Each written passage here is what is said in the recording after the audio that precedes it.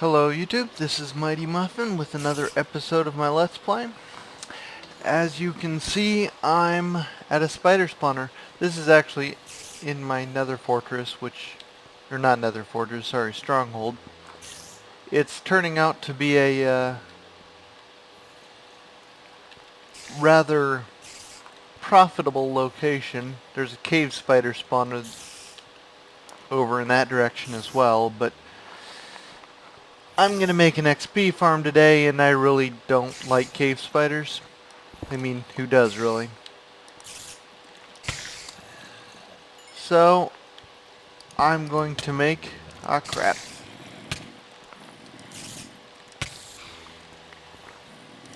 An XP trap out of this little spawner. I think I'm just going to go with a rather straightforward solution. I'm going to put a big pit in here. Goes down... actually, it'll probably go down as close to bedrock as it can, and I'll just whack it with a iron sword or something. Because it's placed so lowly, and I don't really want to deal with a elevator for spiders. So I'm gonna dig this pit down to bedrock, put it in a small viewing room so that I can go AFK without worry of bad things killing me. And when I come back, I'll just be able to hop down a ladder that'll probably be around here somewhere. Go down to the bottom and kill all the spiders that have accumulated. So I'm going to get started with digging a really deep pit in the ground. I'll probably also, I brought myself an enchanting table and some books. I'll put an enchanting room down there just to make things convenient, since that's the purpose of an XP farm. And I'll be back once I've dug my pit. So I just started digging out, and look what I found just underneath my cave spider spawner. Or not my cave spider spawner, my spider spawner. I would have loved it to actually have been something more useful like skeletons, but beggars can't be choosers. I'm not quite sure what I'm going to do with that. I think it's not in my way, so I'll probably turn it into its own farm on its own later. I might turn it into a elevator so that it pushes everything all the way up to where the spiders are spawning and then drops them down to join the rest. That might be interesting. Oh well, I'll be back once I've finished digging my pit. Okay, so I've gotten my pit dug. I need to actually close this off.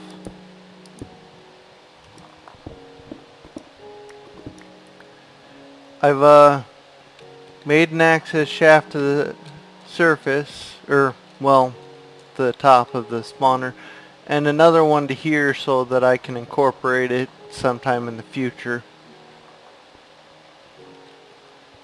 Probably pretty soon, because that's higher XP returns, but I'll need to modify my actual entrance, since spiders can't get through one wide area. That's why it's set up this way, but zombies can, so I'll need to probably put some fence posts or something there so XP can get through, but zombies can't. And I've stuck a pretty basic enchanting table here. I'll probably pretty this area up at some point in the future, but right now it'll serve the purpose of getting me XP, and that's all it really needs to do. So as you can see, I've incorporated the zombies spawner into the whole system.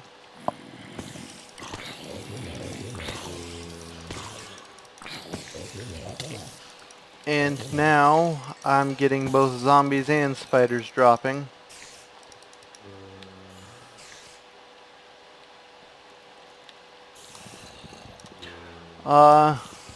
It might need some optimization yet, but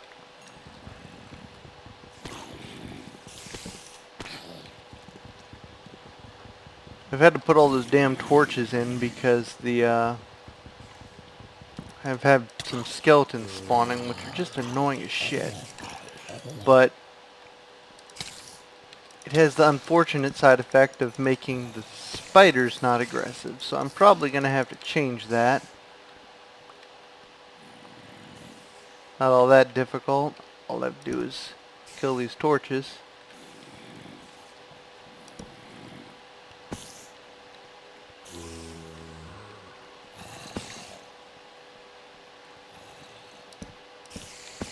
And now they should be aggressive again.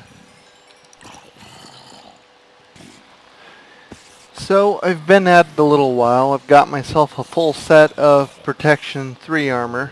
Now, I specifically went after Protection 3 because it's easier to get. It only requires level 24 for its highest chance to get Protection 3, which means I have to burn less levels to try it, and the percent chance is higher, as opposed to wasting a bunch of level 30 in chance on the gear, which will give me anything from, Protection 3 to projectile or whatever else that's completely useless for my purposes.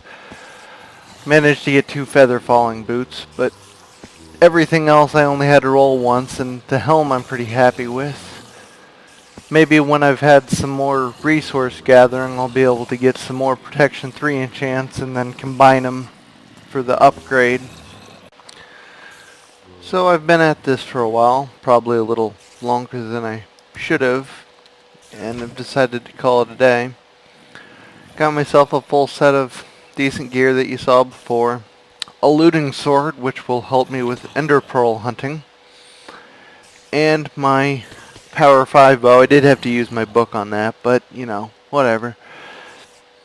I started enchanting books, but then I decided it was just a big waste of time with an inefficient XP farm like this. So now that I have a full set of good armor with some decent weaponry, I'm going to go and track down those last ender pearls I need so badly and kill myself a dragon. Probably haul along another enchanting table with me so I don't have to go back and forth to burn off all the levels the ender dragon's going to get me. But I'll be back either after I've killed or while I'm killing more endermen. Well, I'm in love with the looting sword. Only took me one night to get my remaining ender pearls, and it took me several nights to get what's currently in the gate. So I've gotten myself all armed and armored up with a couple potions to boot. So let's go kill ourselves an ender dragon, or get killed by one. It's not exactly a hard guy to kill, but you never know. No, I need that. All I'm bringing with me are some regeneration potions because, well, why not?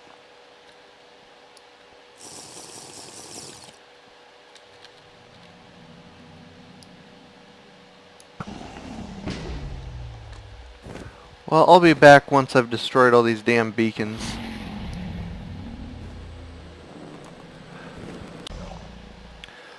Well, I think I've gotten all the beacons. Now I'm just, hunting dragons.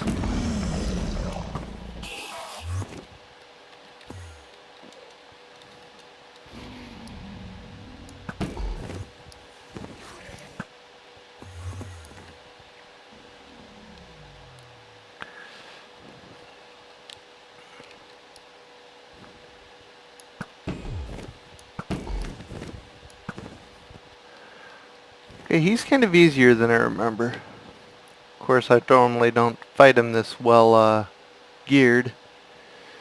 Where'd my spawn pad go? Oh, leave me be. There it is.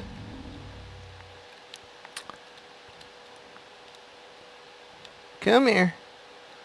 I'm going to try to kill them close to the spawn pad just because it makes life a little bit easier. Come on, I'm right here. There we go.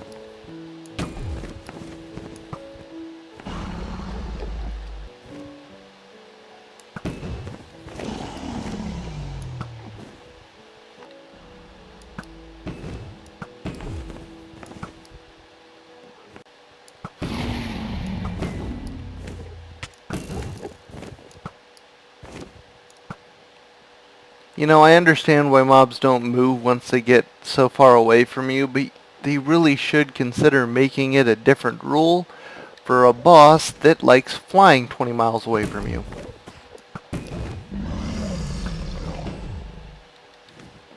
I'm right here.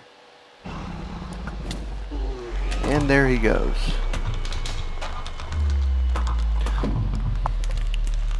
Well, I'm gonna collect some XP and then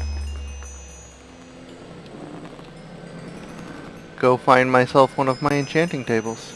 Or I might build one right here, I haven't decided yet. So one of the things I forgot to consider when designing this storage room was a good place to stick some ender chests. I kind of want at least 4 ender chests in this room. One for every area, that way I don't have to go running to reach one no matter where I am. However, since I'm on an even number for this room instead of an odd number, placing them could be a little irritating. Huh. Could just stick them right here. I like it. Of course, now I have to go fetch a staircase.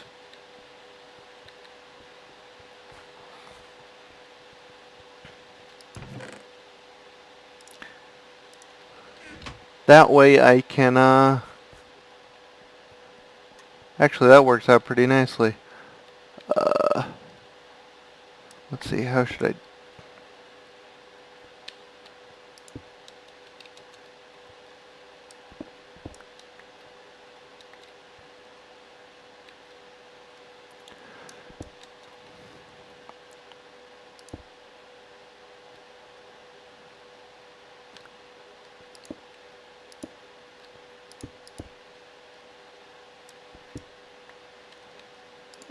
And there we have it. Now, I will break this with infuriating slowness, because, you know, why should we allow our pickaxes to collect something like that, even though a pickaxe, while it would be inefficient, could technically chop down a tree.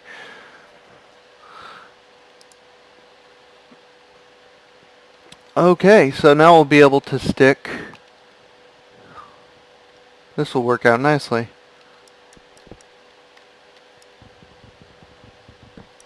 Oh, it does go a little faster. Still not quite as fast as it used to. So we'll be able to alternate it.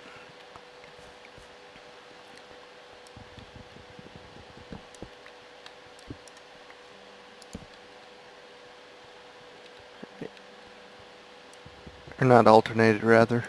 But, you know what I mean. There. Now I just put my 4 ender chests in each of the empty spots. That is after I have 3 more ender chests. I brought enough obsidian to make 2 more. I actually made enough obsidian to make 4, but I put 1 up top just to make that easier. And we have eggs. I might eventually figure out some way to sort these a little nicer, but manually works fine for now. As you can see, I already have a lovely collection of materials.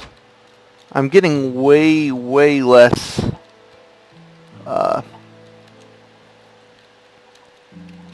crap, too far. sugarcane than I thought. I might have to add another sugarcane farm just because I failed to calculate the speed at which sugarcane grows in relation to pumpkins, because the amount of pumpkins I'm getting, even though the sugarcane farm was the first one I created, is far outstripping the amount of sugarcane I'm producing. I'm getting enough eggs to keep up with the pumpkin production, but I'm not getting enough sugarcane, which is mildly aggravating.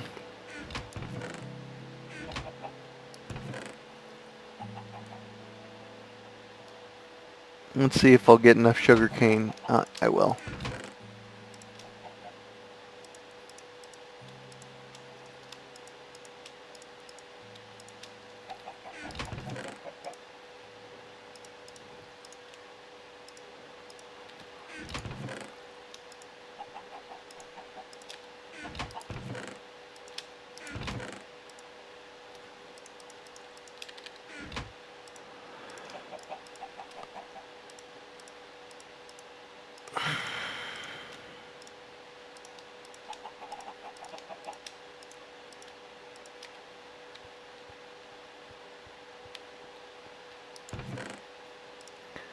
And it always pays to have some food easily accessible. Another reason I love the adaptation of the Ender Chest mod. It would be nice if players could access multiple inventories, especially since hoppers don't interact with Ender Chests. It doesn't really matter. But I can kind of understand why they don't have the color coding system the Ender Chest mod has. But beggars can't be choosers. So, now that I have access to the end, I think I'm gonna... my poor gear took quite a bit of damage there, but oh well. I think I'm gonna burn all my levels trying to get a Silk Touch pickaxe.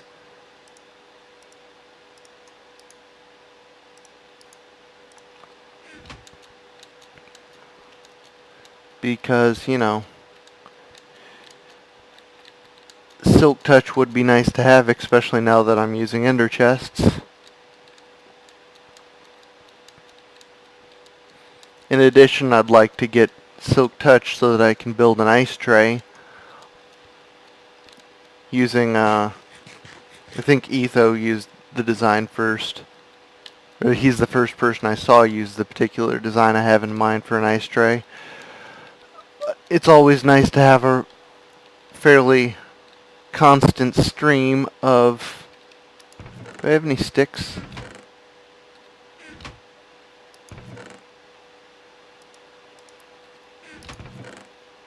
Fairly constant stream of ice being able to be brought in just to handle anything, and it's way easier than a bucket of water. Well, I guess I will be back when I've gotten some tools enchanted. Actually, I might just enchant the tools now. I do like the new drag feature. It's pretty damn handy. Oops. Should probably allow it to give me a level 30 enchant. That might be good. Don't want to waste all my diamonds now. Well, there's another one of those. And another one of those. So now I have 3 of these. I no longer need to repair that one because I have a fairly steady stream of easy XP. I might go ahead and start working on my ender elevator this episode, because I'm getting really sick of going up and down 30,000 flights of stairs. Well, that didn't take very long. Some of the new changes to redstone made me have to rethink this design a little. Used to use updates of the trapdoors I have in my slot here to activate the pistons, but that doesn't work anymore. Fortunately, just a simple redstone line does work, so that's what I went with. I went with every 20 blocks. Ender pearls will reach further than that, but they start slowing down. So now I can just get up this way. It is a few blocks shy. I'm not quite sure what I'm going to do with that. I might just stick another short level in here. I might raise that up to this point. I might just stick a small staircase going up. But now I can close off this staircase here permanently and build a small ladder access route just in case, even though I'll have ender chests both top and bottom with spare ender pearls on them. Never hurts to have a access hatch, but I'll do that in against one of the walls with a ladder or something along those lines. And I'm not quite sure what I'll do with this. I can actually survive this fall, barely, because of my lovely feather falling boots. I'm thinking I'll just put a simple set of vines here for now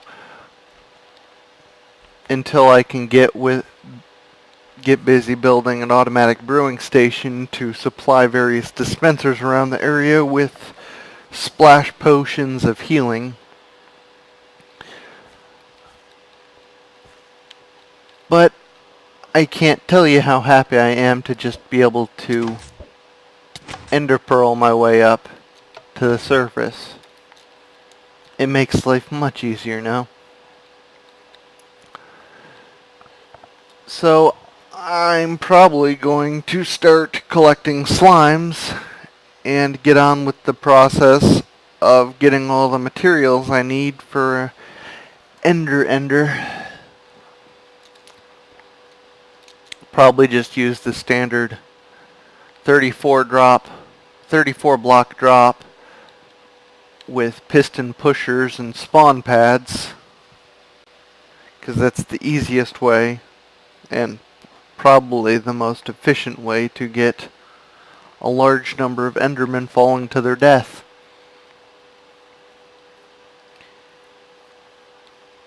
Where'd they go? As you can see, I've started a small vine farm over here just to make all the vines I'll need for that enderman farm. But I'll be back once I've collected all of the materials I'll need for the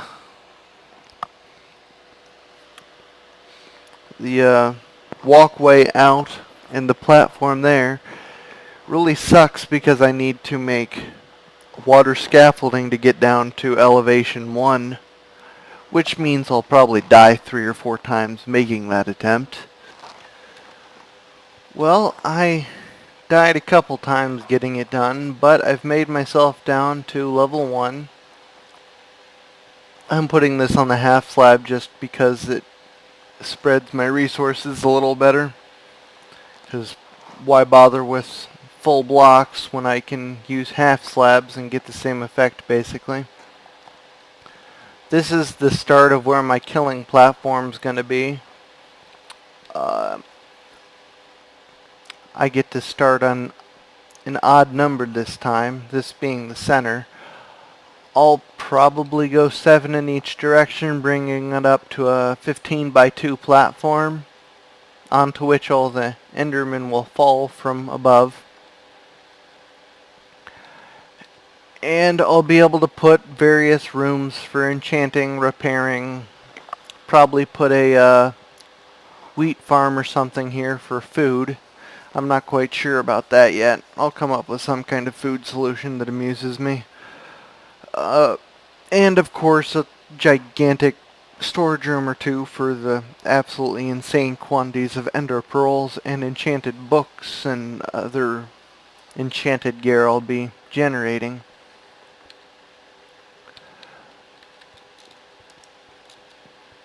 But I thought I'd hop on and give you a update on how the project's going. I've gotten kind of tired of the end right now, so I'll probably just replenish some ender pearl supplies and call this project a break for a bit. I don't quite know yet. I desperately need a very good source of ender pearls, so I might come back here today, I might not. Haven't decided yet. Well, I'm just back here recharging my stone brick supplies. I managed to finish 2 levels of the Ender.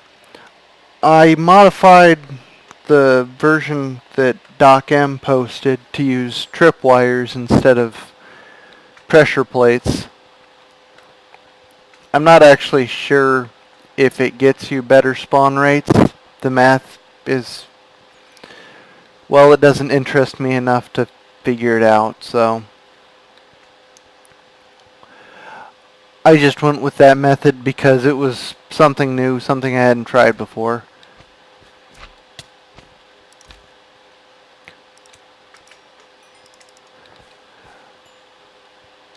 But the rates already are pretty decent. I got up to level 30 and enchanted another pickaxe pretty quickly. But it can always have room for improvement. I need a lot more half slabs, basically, because I want to put rings every 2 blocks around the falling zone so Endermen can't manage to wander their way out of that area and fall less far and be outside of my trap. I want them to only exist either up in the top of the farm or on that glowstone pad that I set up for them to fall on. Which unfortunately means all of my roof, all of my platform areas have to have a too high roof, which feels a little claustrophobic to me, but it's either that or I have Enderman teleporting into the area, so claustrophobic it is. Okay, well, as you can see, I'm at the Enderman farm and it's producing Enderman. I'm going to put it on peaceful so that I can go up without getting myself killed.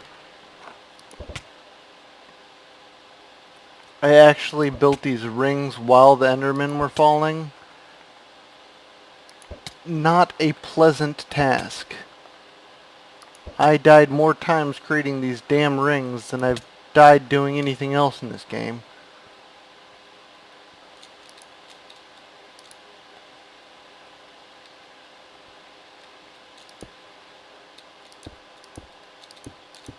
I haven't actually come up with a secure way of getting up here, but as you can see, when I trigger the trip line, that entire row pops out. And we have some slowing vines to reset the fall damage. I've only created 2 levels here.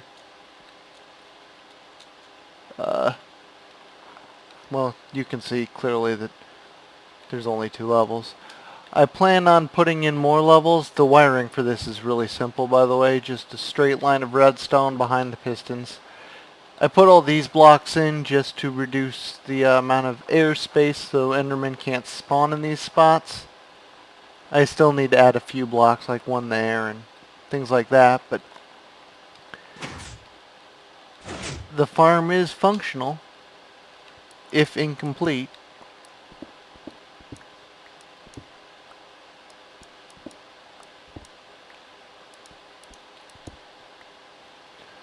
Well, I think that pretty much wraps up this episode. As always, any comments on how I can make my videos better is always appreciated. Thank you.